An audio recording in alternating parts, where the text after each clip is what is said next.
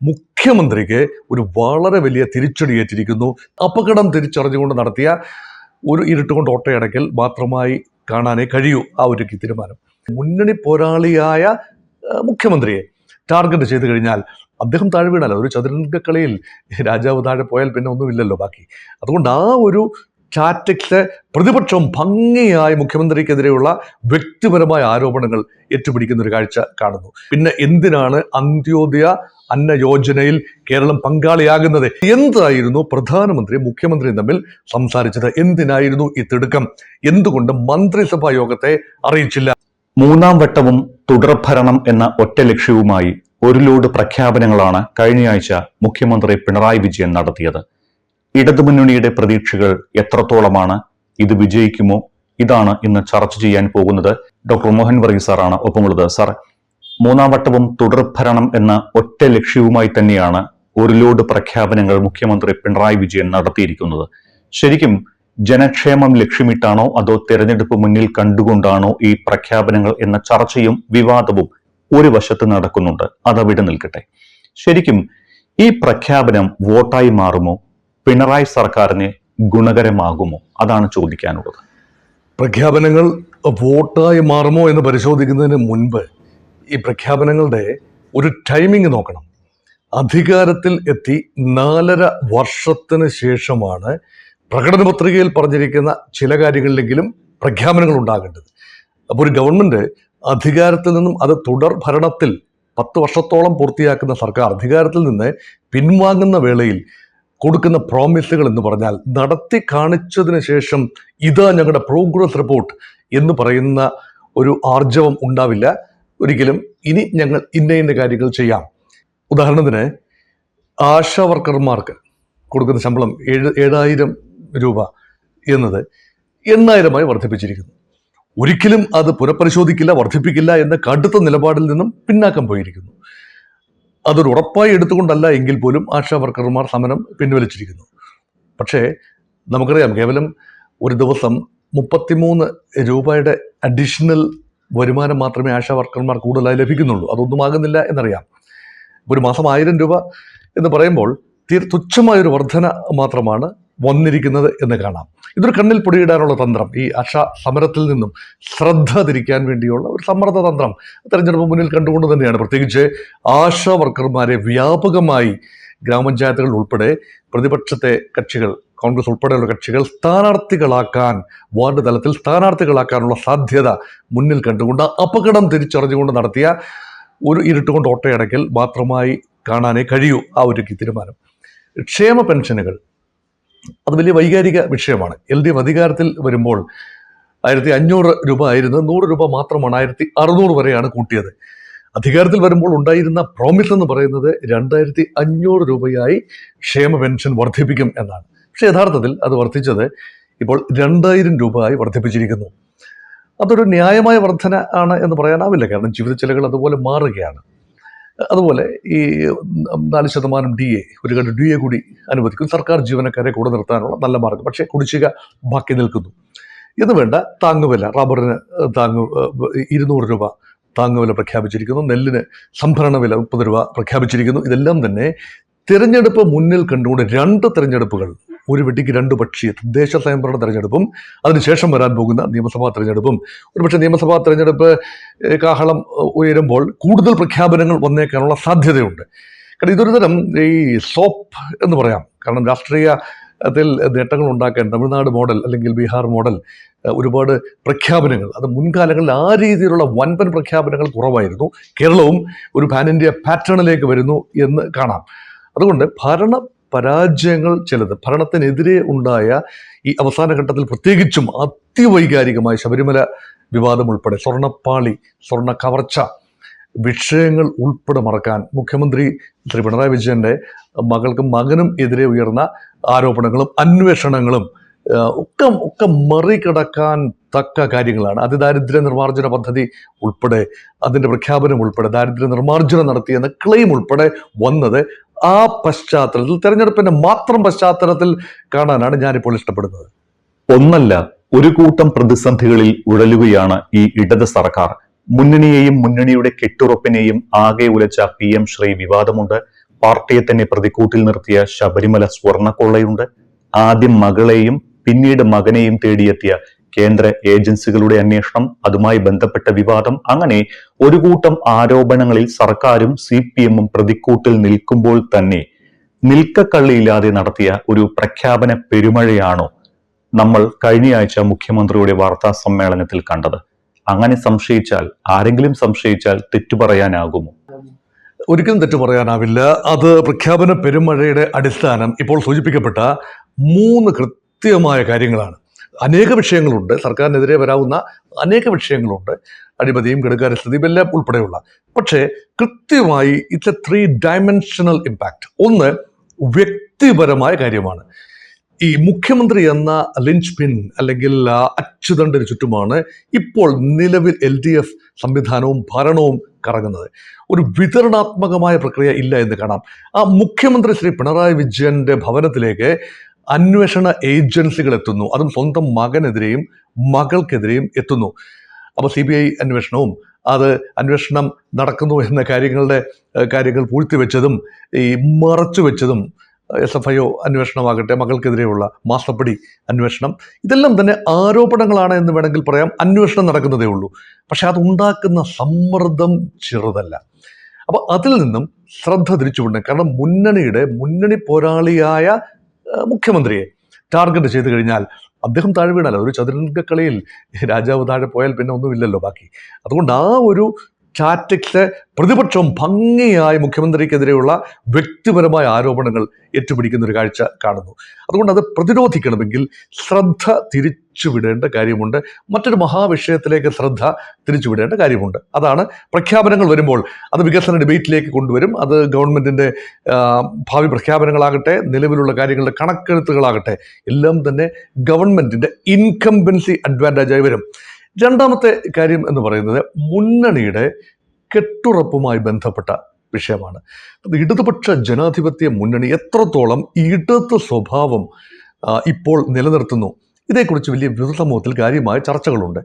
CPI ഒരു തിരുത്തൽ ശക്തിയായി വരികയാണ്. CPM-ന്റെ ഈ ബെല്ലും ബ്രേക്കുമില്ലാത്ത നവലിബറൽ നയങ്ങൾ, അല്ലെങ്കിൽ ഉദാരവൽക്കരണ നയങ്ങൾ, അല്ലെങ്കിൽ ഒരുപക്ഷെ BJP-യോ കോൺഗ്രസോ ചെയ്യുന്നത് പോലെയുള്ള market friendly, within quotes market friendly നയങ്ങൾ, ഇത് കേന്ദ്ര സർക്കാരിൻ്റെ ഫണ്ടുകൾ വാങ്ങിയെടുക്കാൻ PM-ശ്രീ 1466 കോടി രൂപ സമഗ്ര ശിക്ഷാ അഭിയാൻ പദ്ധതി അനുസരിച്ചുള്ളത് ഉൾപ്പെടെയുള്ളത് നഷ്ടപ്പെടാതെ ഇരിക്കാൻ വേണ്ടി ചില വിട്ടുവീഴ്ചകൾക്ക് തയ്യാറായി കേന്ദ്ര പദ്ധതിയിൽ ഒപ്പിട്ടു. PM-ശ്രീയിൽ ചേരാൻ രാജ്യരാമാനം പാർട്ടിയെയും മുന്നണിയെയും എന്തിനും മന്ത്രിസഭയെ പോലും അറിയിക്കാതെ ഏകപക്ഷീയമായി പെരുമാറി. ഇത് വളരെ ഗുരുതരമായ ആരോപണമാണ്. CPI ഉയർത്തുന്ന ആരോപണം ഏതാണ്ട് കോൺഗ്രസ് ഉയർത്തുന്ന ആരോപണത്തിന് സമാനമായ ആരോപണമാണ്. നോക്കൂ, മുഖ്യമന്ത്രിയുടെ ഡൽഹി യാത്ര, മുഖ്യമന്ത്രി അവിടെ കേന്ദ്രത്തിലെ ആഭ്യന്തരമന്ത്രി അമിത്ഷായെയും അതുപോലെ പ്രധാനമന്ത്രി നരേന്ദ്രമോദിയെയും സന്ദർശിച്ചു. അതിനുശേഷം കൃത്യം 6 ദിവസത്തിനുള്ളിൽ 10-ാം തീയതി സന്ദർശനം, 16-ാം തീയതി ധാരണാപത്രത്തിലെത്തുകയാണ്, 22-ാം തീയതി അത് ഒപ്പിടുകയാണ്. നോക്കൂ, ഒക്ടോബർ മാസം നടന്ന വളരെ ചടുലമായ നീക്കങ്ങൾ. അപ്പോൾ എന്തായിരുന്നു പ്രധാനമന്ത്രി മുഖ്യമന്ത്രിയും തമ്മിൽ സംസാരിച്ചത്? എന്തിനായിരുന്നു ഈ തിടുക്കം? എന്തുകൊണ്ട് മന്ത്രിസഭാ യോഗത്തെ അറിയിച്ചില്ല? CPI മന്ത്രിമാർ മുൻകൂട്ടി തന്നെ ചില പരാതികൾ പറഞ്ഞു, സംശയങ്ങൾ ഉന്നയിച്ചുവെങ്കിൽ പോലും അവരിൽ നിന്ന് പോലും മറച്ചു വെച്ചുകൊണ്ട് ഇവിടെ എല്ലാം ഭദ്രമെന്ന് പറയുകയും അവസാനം രാജ്യരാമാനം ഒപ്പിട്ട് അത് പൊതുസമൂഹത്തിൽ വന്നപ്പോഴാണ് CPI മന്ത്രിമാർ അറിയുന്നത്, CPI നേതൃത്വം അറിയുന്നത്, സ്വന്തം പാർട്ടി നേതൃത്വം അറിയുന്നത്. ദേശീയ ജനറൽ സെക്രട്ടറി MA ബേബി പോലും അത് പൂർണ്ണമായി അറിഞ്ഞിട്ടില്ല എന്നോർക്കണം. അപ്പോൾ മുന്നണി, സ്വന്തം പാർട്ടി, മന്ത്രിസഭ, ഈ 3 കാര്യങ്ങളെ സൂപ്പർസീഡ് ചെയ്തുകൊണ്ട് ഒരു തീരുമാനമെടുക്കുന്ന രീതിയിലേക്ക് പോകുമ്പോൾ അതൊരു പാർട്ടിയുടെ രീതിയല്ല, മുന്നണിയുടെ രീതിയല്ല, ഒരു വ്യക്തിയുടെ, ശിവൻകുട്ടി എന്ന വിദ്യാഭ്യാസ മന്ത്രി ഒരു മാപ്പസാക്ഷിയാവുകയും മുഖ്യമന്ത്രി ശ്രീ പിണറായി വിജയനിലേക്ക് ആരോപണങ്ങൾ എത്തുകയും ഒക്കെ ചെയ്യുന്ന ഒരു അന്തരീക്ഷം. ഇത് മുന്നണി രാഷ്ട്രീയം ശിഥിലമാകുന്നു, CPI-CPM ബന്ധങ്ങൾ ശിഥിലമാകുന്നു എന്നതിൻ്റെ ഒന്നാന്തരം സൂചന തന്നെയാണ്. അതുകൊണ്ട് ഇപ്പോൾ ഒരു മന്ത്രിസഭാ ഉപസമിതി അന്വേഷിക്കുന്നു, ഇടതുമുന്നണി യോഗത്തിലേക്ക് വിഷയം എത്തുന്നു, തേഞ്ഞുമാഞ്ഞു പോകാനുള്ള എല്ലാ സാധ്യതയുമുണ്ട്. എങ്കിൽ പോലും മുഖ്യമന്ത്രിക്ക് ഒരു വളരെ വലിയ തിരിച്ചടിയേറ്റിരിക്കുന്നു. കല്ലെ പിളർക്കുന്ന ശാസനകൾ കൊണ്ട് തൻ്റെ വാക്കിന് മറുവാക്കില്ല എന്ന ആ ഒരു ധാർഷ്ട്യം അത് നടപ്പാകുന്നില്ല. പ്രത്യേകിച്ച് CPI-യുടെ മുമ്പിൽ ഈ പ്രത്യേക സാഹചര്യത്തിൽ പത്തി മടക്കേണ്ടി വന്നു, തിരിച്ചുപോക്ക് ഉണ്ടാകേണ്ടി വന്നു, പുനഃപരിശോധന, ഒരുപക്ഷെ മരവിപ്പിക്കൽ, ഇതെല്ലാം തന്നെ ഇൻ ദ പൈപ്പ് ലൈനാണ്. അത് വലിയ ഒരു പ്രതിസന്ധിയാണ് സൃഷ്ടിക്കുന്നത്. ക്രെഡിബിലിറ്റി ക്രൈസിസ് ആണ്. ഇപ്പോൾ ഇടത് ഐക്യം വീണ്ടും ഊട്ടിയുറപ്പിച്ചു എന്നൊക്കെ പറയാമെങ്കിൽ പോലും ഉണ്ടായ ഡാമേജ് പെട്ടെന്ന് കഴുകിക്കളയാൻ ബുദ്ധിമുട്ടാണ്. അത് രണ്ടാമത്തെ വലിയ വിഷയമാണ്. മൂന്നാമത്തേത് അതിവൈകാരികം, സാംസ്കാരികം, വിശ്വാസപരം, സങ്കീർണമാണ്. അത് ശബരിമല സ്വർണ്ണപ്പാളി കടത്തൽ വിഷയം. ദേവസ്വം ബോർഡിലെ ഉന്നതരുമായി ഉൾപ്പെടെയുള്ള അടുപ്പം മുതലെടുത്തുകൊണ്ട് ഉണ്ണികൃഷ്ണൻ പോറ്റി ഉൾപ്പെടെയുള്ള ആളുകൾ വിദഗ്ധമായി ഈ ദേവസ്വം സ്വത്തുക്കൾ അല്ലെങ്കിൽ ദേവസ്വത്തിന് അർഹതപ്പെട്ട അല്ലെങ്കിൽ സ്പോൺസേർഡായി പൊതിയപ്പെട്ട സ്വർണ്ണപ്പാളികൾ അത് വളരെ ശാസ്ത്രീയമായി ഘടനാപരമായി കടത്തിക്കൊണ്ടുപോയി ഇത് കാശാക്കി മാറ്റുക, അടിച്ചു മാറ്റുക എന്ന് പറയുമ്പോൾ ഇവിടെ വിശ്വാസ സമൂഹം മാത്രമല്ല, ഇതൊരു അഴിമതിയാണ്, തീവട്ടുകൊള്ളയാണ്.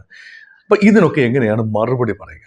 ഇതിന് സംഭവിച്ചത് മുഴുവൻ തന്നെ ഈ ഗവൺമെൻറ് കാലത്ത് തന്നെ, ഈ ഗവൺമെൻറ്റിൻ്റെയും കഴിഞ്ഞ ഗവൺമെൻറ്റിൻ്റെയും കാലത്താണ്. 2016 മുതൽ 26 വരെ അധികാരത്തിലുള്ള ശ്രീ പിണറായി വിജയൻ സർക്കാരിൻ്റെ കാലത്ത് തന്നെയാണ് ഈ ശബരിമലയിലെ ഈ പല ഘട്ടങ്ങളിലായി സ്വർണം കൊണ്ടുപോയതും ഉരുക്കിയെടുത്തതും എല്ലാം.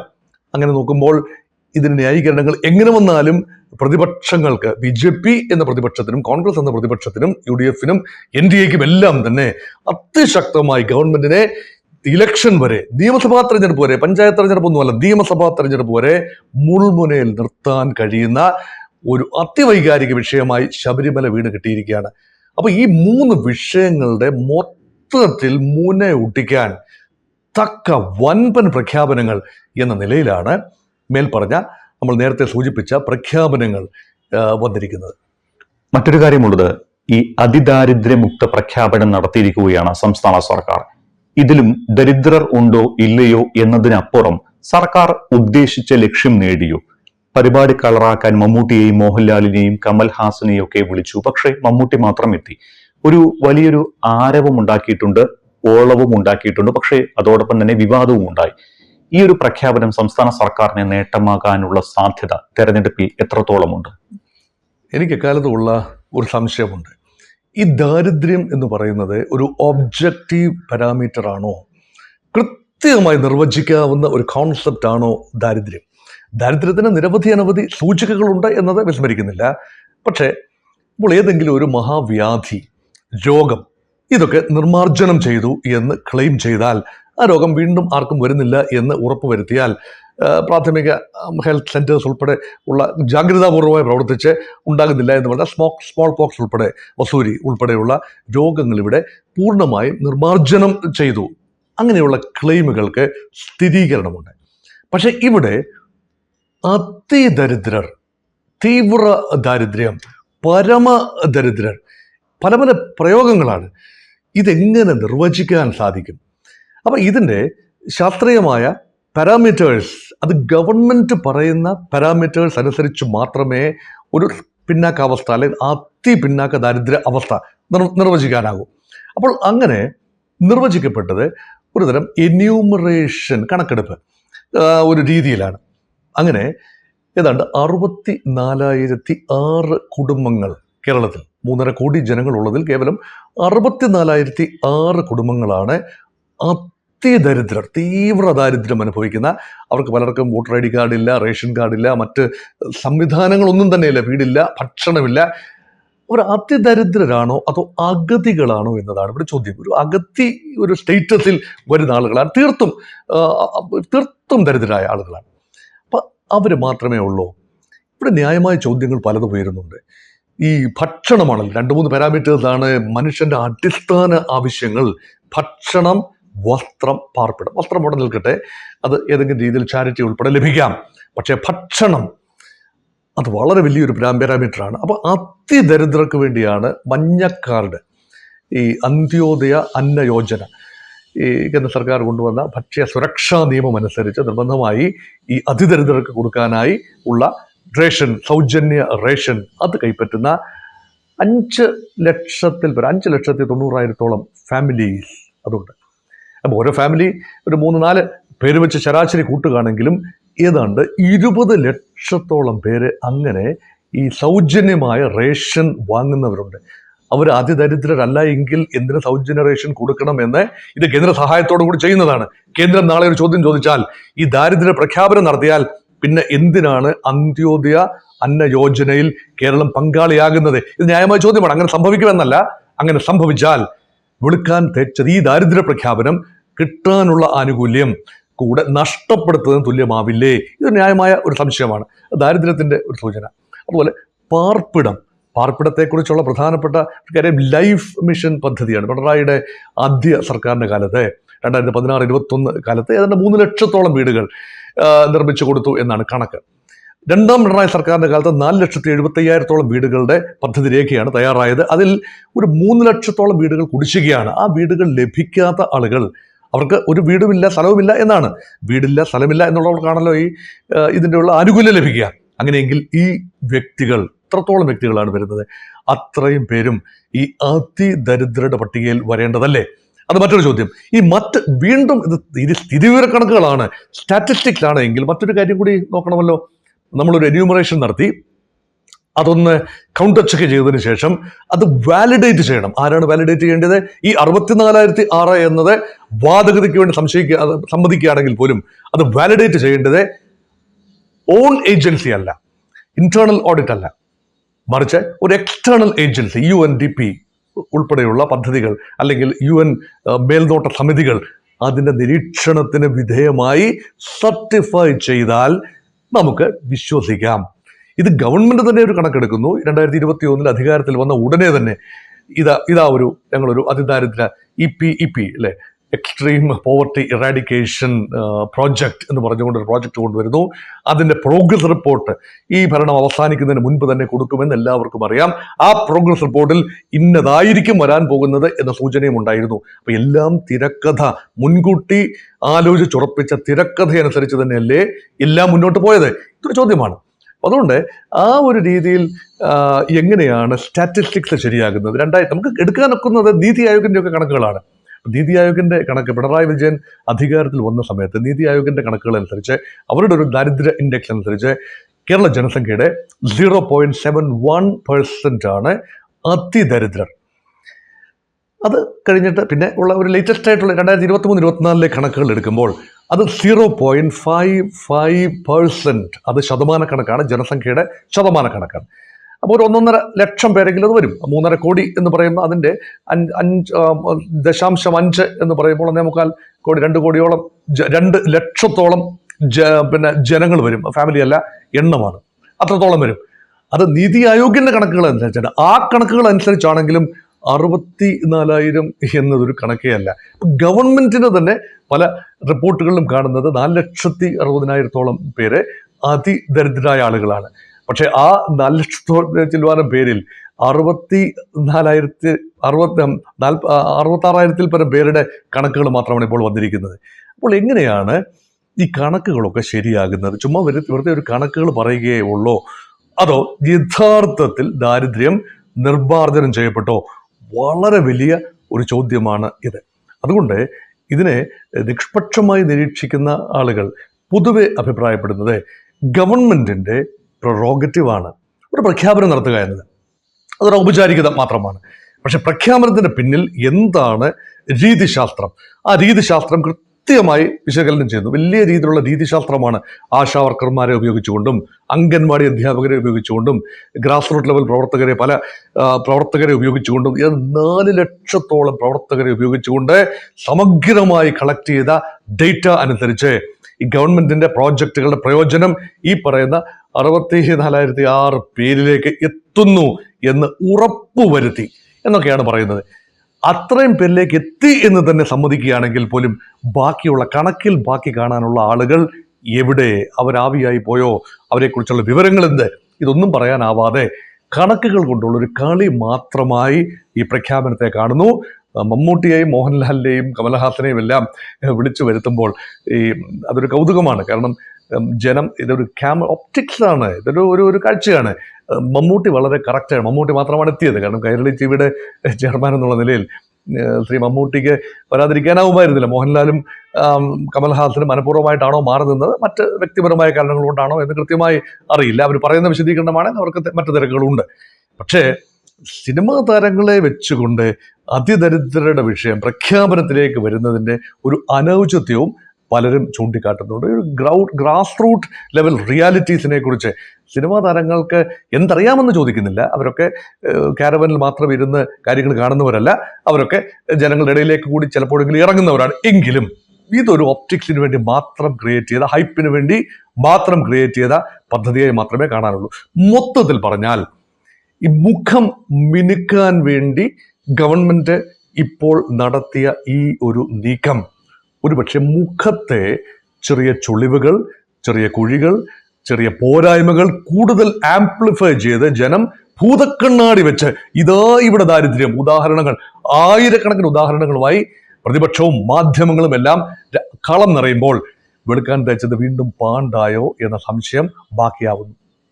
തദ്ദേശ തെരഞ്ഞെടുപ്പ് നടക്കാനിരിക്കെ സർക്കാർ നടത്തിയ ഈ പ്രഖ്യാപനങ്ങൾ തെരഞ്ഞെടുപ്പിൽ ഗുണം ചെയ്യുമെന്ന് സർക്കാർ പ്രതീക്ഷിക്കുന്നുണ്ട്. പക്ഷേ ശബരിമല സ്വർണ്ണക്കവർച്ചയും മുഖ്യമന്ത്രിയുടെ കുടുംബത്തിനെതിരായ ആരോപണവും ഉൾപ്പെടെയുള്ള വിവാദങ്ങളെ ഇത്തരം കൺകെട്ട് പ്രഖ്യാപനങ്ങളിലൂടെ മറികടക്കാനും ജനശ്രദ്ധ തിരിക്കാനുമാകുമോ? വിവാദമെല്ലാം മറക്കുമോ ജനം ഈ വിധി എഴുതാൻ പോകുമ്പോൾ? വിവാദങ്ങളുടെ ഷെൽഫ് ലൈഫ് എത്രത്തോളമാണ് എന്നതാണ് ഇവിടെ ചോദ്യം. ചില വിഷയങ്ങൾ ദീർഘകാലം ആളിക്കത്താൻ സാധ്യതയുള്ള വിഷയങ്ങളാണ്. പക്ഷെ ഇപ്പോൾ വരുന്നത് തദ്ദേശ തെരഞ്ഞെടുപ്പ് മാത്രമാണ്. ആ തദ്ദേശ തെരഞ്ഞെടുപ്പ് ആണെങ്കിൽ ഗ്രാസ് റൂട്ട് ലെവൽ വിഷയങ്ങളാണ് പരിഗണനാ വിഷയമാകുന്നത്. ദേശീയ അന്താരാഷ്ട്ര വിഷയങ്ങൾ ഭാഗികമായി മാത്രമേ തദ്ദേശ തെരഞ്ഞെടുപ്പിൽ പ്രതിഫലിക്കുന്നുള്ളൂ. ഉദാഹരണത്തിന് ഓപ്പറേഷൻ സിന്ധൂർ ഒരുപക്ഷെ തദ്ദേശ തെരഞ്ഞെടുപ്പിൽ പഞ്ചായത്ത് തലത്തിൽ കാര്യമായി ചർച്ച ചെയ്യാൻ സാധ്യത കുറവാണ്. അതൊരു സാങ്കത്യമില്ല. അതുകൊണ്ട് നേരിട്ട് സർക്കാരിൻ്റെ ക്ഷേമ പദ്ധതികൾ എത്രത്തോളം ജനങ്ങളിലേക്ക് എത്തി. ക്ഷേമ പെൻഷൻ വലിയ നമ്പർ ജനങ്ങളിലേക്കാണ് ഇറങ്ങുന്നത്. ഏതെങ്കിലും രീതിയിലുള്ള പെൻഷനും ഗവൺമെന്റ് സഹായവും ശമ്പളവും മറ്റാനുകൂല്യങ്ങളും ഏതെങ്കിലും രൂപത്തിൽ നേരിട്ട് കിട്ടുന്ന ഏതാണ്ട് 1 കോടിയോളം ആളുകൾ കേരളത്തിലുണ്ട്. 3.5 കോടി ജനങ്ങളിൽ 1 കോടിയോളം ആളുകളിലേക്ക് ഈ സഹായങ്ങൾ നേരിട്ടുമല്ലാതെയും എത്തുന്നു. അത് it is touching all parts of the land. അത് ശരിയാണ്. പക്ഷെ നേരിട്ട് തന്നെ എത്തുന്ന 1 കോടിയോളം ആളുകളുണ്ട്. അത് വലിയ നമ്പറാണ്. അപ്പം ഇതെല്ലാം തന്നെ വോട്ടായി മാറില്ല എന്ന് സർക്കാരിനറിയാം. ഇതൊക്കെ കേരളം രാഷ്ട്രീയമായി ചിന്തിക്കുന്ന, രാഷ്ട്രീയ പ്രബുദ്ധതയുള്ള ഒരു നാടാണ്. പക്ഷേ ഈ ടൈമിങ് പഞ്ചായത്ത് ഇപ്പോൾ നടത്തിയ പ്രഖ്യാപനങ്ങൾ, ഇപ്പം താങ്ങുവില, തറവില, മറ്റ് ആശാവർക്കർമാരുടെ വേതനം, DA അങ്ങനെയുള്ള കാര്യങ്ങളെല്ലാം ചേർത്ത് ക്ഷേമ പെൻഷൻ വർധന എല്ലാം യഥാർത്ഥത്തിൽ ഗ്രാസ് റൂട്ട് ലെവലിൽ പ്രതിഫലിക്കാൻ തക്ക ഒരു കാര്യമാണ്. LDFന് ഒരു വലിയ അഡ്വാൻറ്റേജ് ഉള്ളത് പ്രചരണ സംവിധാനം ഗ്രാസ് റൂട്ട് ലെവലിൽ അവരുടെ ഓർഗനൈസേഷണൽ മെഷീനറി അതിശക്തമാണ്. UDFന്റെ സംഘടനാ സംവിധാനത്തെക്കാൾ അതിശക്തമാണ് CPMന്റെ മാത്രം സംഘടനാ സംവിധാനം. അതുകൊണ്ട് ഗവൺമെന്റ് ഒരു നല്ല കാര്യം അലങ്കാരികമായിട്ടാണെങ്കിലും യഥാർത്ഥത്തിലാണെങ്കിലും ചെയ്താൽ അത് പുറപ്പുറത്ത് കയറി വിളിച്ചു പോകാനും ഓരോ വീട്ടിലേക്കും അതെത്തിക്കാനും പൊടിപ്പും തൊങ്ങലും വെച്ച് പറയാനും LDFന്റെ പ്രവർത്തകർക്ക് കഴിയും. അതുകൊണ്ട് തദ്ദേശ തെരഞ്ഞെടുപ്പിന്റെ ഒരു രീതിശാസ്ത്രം വെച്ച് നോക്കിയാൽ ആഴത്തിൽ ജനങ്ങളിലേക്ക് ഇറങ്ങാൻ കഴിയുന്നത് ഇന്നത്തെ മുൻകാലങ്ങളിലും ഇപ്പോഴും ഒക്കെ തന്നെ അത് LDFനാണ്, പ്രത്യേകിച്ച് CPMന്റെ കാഡറുകൾക്കാണ്. അതുകൊണ്ടാണ് ഇങ്ങനെയുള്ള പ്രഖ്യാപനങ്ങൾ പേനയും പെൻസിലും എടുത്തുകൊണ്ട് കൃത്യമായ കണക്കുകൾ എന്ന് പറഞ്ഞാൽ പാർട്ടികൾ നൽകുന്നൊരു കണക്കുണ്ട്, അതുമായി ജനങ്ങളിലേക്ക് എത്താനുള്ള. കാരണം നിങ്ങൾ തന്നെ വാങ്ങിയ ക്ഷേമ പെൻഷൻ, നിങ്ങൾ തന്നെ വാങ്ങിയ പലതരത്തിലുള്ള പെൻഷനുകൾ, ആനുകൂല്യങ്ങൾ, അല്ലെങ്കിൽ വീട് ലഭിച്ചിട്ടുണ്ടെങ്കിൽ ഇതെല്ലാം തന്നെ സർക്കാരിന്റെ നേട്ടമാണ് എന്ന് വിശദീകരിച്ച് പറയാൻ തക്ക ഒരു കേഡർ സംവിധാനമുള്ള CPMനെ സംബന്ധിച്ചിടത്തോളം ഈ സമയത്ത് വന്ന പ്രഖ്യാപനങ്ങൾ വലിയ ഒരു മുതൽക്കൂട്ട് തന്നെയാണ്. മറ്റു വിഷയങ്ങളിൽ നിന്ന് ശ്രദ്ധ തിരിക്കാനാണെന്നൊക്കെ ആരോപിക്കുമ്പോൾ പോലും യഥാർത്ഥത്തിൽ ജനങ്ങൾക്ക് വേണ്ടത് ഈ ജീവനും സ്വത്തിനും ഉറപ്പ് നൽകുന്ന ഒരു സർക്കാർ, അതുപോലെ ക്ഷേമ പദ്ധതികളിലൂടെ അത്യാവശ്യം പണം, ജീവിച്ചു പോകാനുള്ള ഉപാധി നൽകുന്ന ഒരു സർക്കാർ. അതാണ് പ്രൊട്ടക്ഷൻ, കരുതൽ. അപ്പം വികസനവും കരുതലും എല്ലാം തന്നെ ആവശ്യമാണ്. അത് ഗ്രാസ് റൂട്ട് ലെവലിൽ ഉണ്ടെന്ന് വീണ്ടും ഉറപ്പുവരുത്താൻ കഴിയുന്ന രീതിയിലുള്ള പ്രഖ്യാപനങ്ങളാണ് ഇപ്പം നടന്നിരിക്കുന്നത്.